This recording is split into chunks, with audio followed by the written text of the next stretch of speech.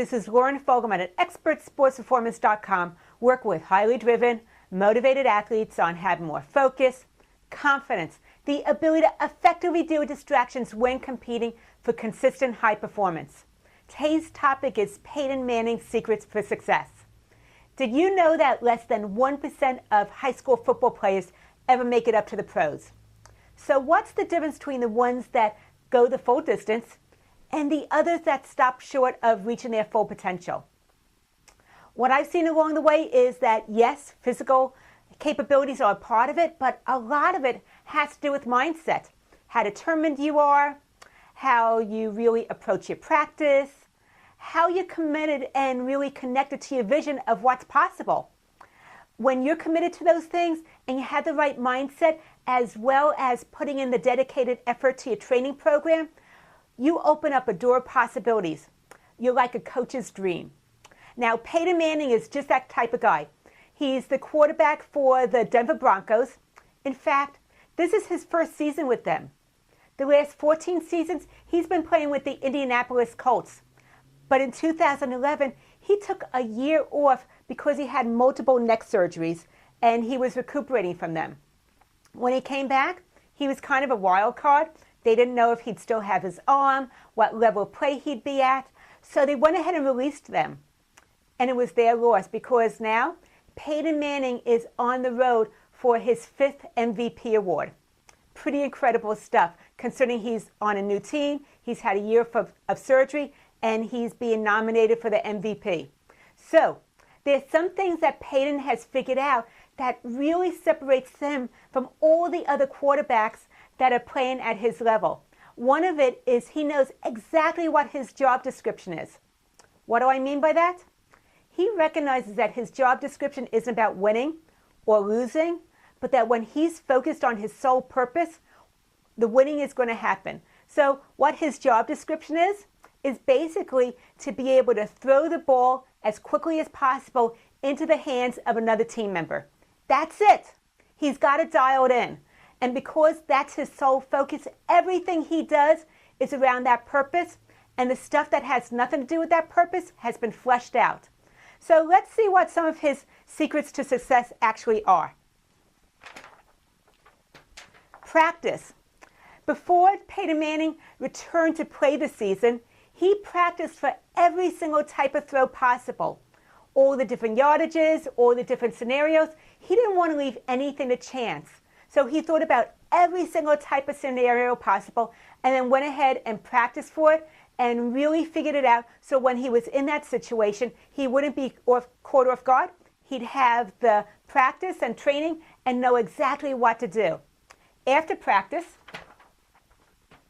rationale.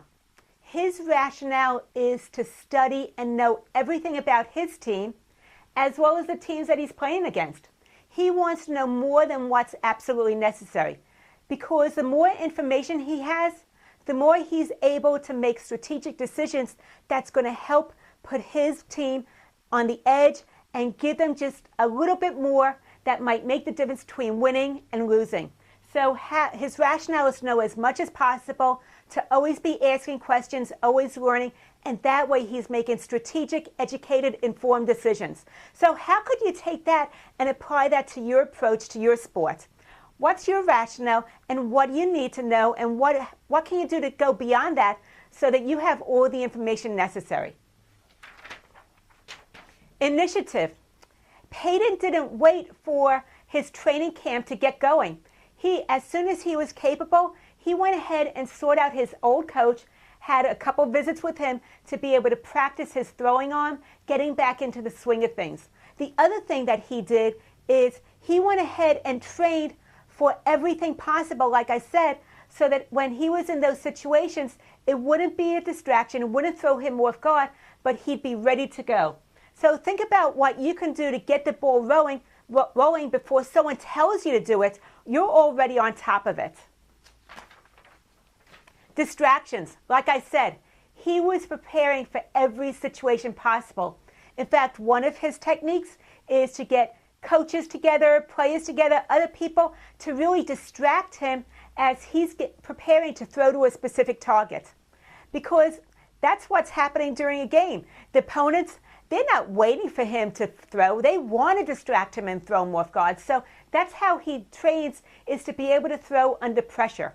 What can you do to really weed out those distractions, understand what they are, so that when they happen, they're not going to throw you off course. You're going to be able to stay dialed in and focused to what your challenge is and what your job is at that moment in time. So how can you really prepare for those distractions and stay tuned in? And then excellence, of course. Peyton Manning, when you see his approach, he's looking for excellence and to be as perfect as he could possibly be. His excellence is about doing the job better, cleaner, and improved upon what everybody else has already done. To learn from his mistakes, to take risks and be willing to have those failures. Not that he wants to fail, but they present golden opportunities for insights so he can just improve upon it, and it makes him an even better player. So what can you do to really strive for excellence, to amp up what you're already doing so that you're raising the bar and you're performing at a higher level? As I said, Peyton Manning has a great work ethic. He is constantly looking at ways to improve because he wants to strive for excellence. He's dedicated to detail. The more detail that's part of his rationale, the more he's going to know, the more he's going to be able to come in with a mindset that's going to be dedicated to winning and success. And the bottom line is he knows his job description. It's to just be able to throw the ball as quickly as possible to another team member. So he was able to just cut out all the non-essentials. How can you take that and be able to use it with your practice and your training so you're raising the bar as well? The other thing I want you to look at is, I'm going to challenge you. What can you do now that's going to really help to improve your mindset, improve the way you approach training, so you're training for pressure, and when you're in those pressure situations, you're really able to stay focused and rise up to your full potential.